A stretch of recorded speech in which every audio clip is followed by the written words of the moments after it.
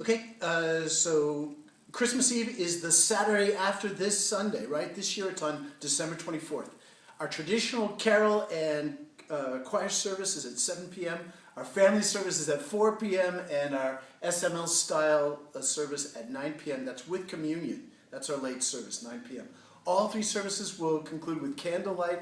And so besides bringing yourself and your family and your friends and neighbors, we need everybody who can to bring a plate or two of homemade Christmas cookies to drop off in the narthex and share during our cider and refreshment time afterwards, okay? I will myself bring a big bowl of Kirk's caramel corn.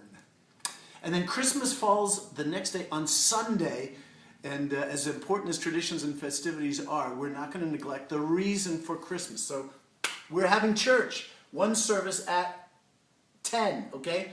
Cafe opens at 9 for those who forget and show up early. And then New Year's Day is also on Sunday. It's the next Sunday. Every 7 years, January 1st falls on a Sabbath, and we're back to our regular schedule. January 1, we worship at 9 o'clock and 10:40, okay? I don't know if you noticed, but we changed the start time for SML to 10:40, and hope it didn't inconvenience anybody. Hey, a couple of quick news items, okay? Upward basketball and cheerleading starts right after the new year. Kids playing all day Saturday.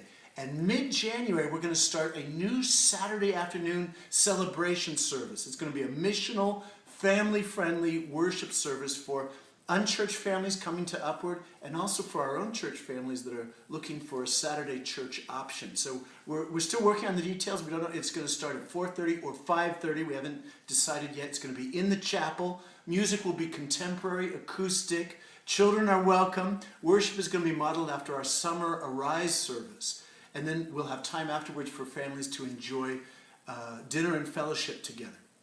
And we'll run it all the way to the end of March, just before Palm Sunday. Let's see if that catches on, okay? Number 2, John McDaniel is looking for a worship production assistant with music, computer, and administrative skills, and that position is open now. And so if you're interested, give John a call, and you can call the church office for a job description. Number 3, end-of-year giving. Every December we send out a Christmas appeal. Churches basically exist exclusively on donations. It's a tough economy.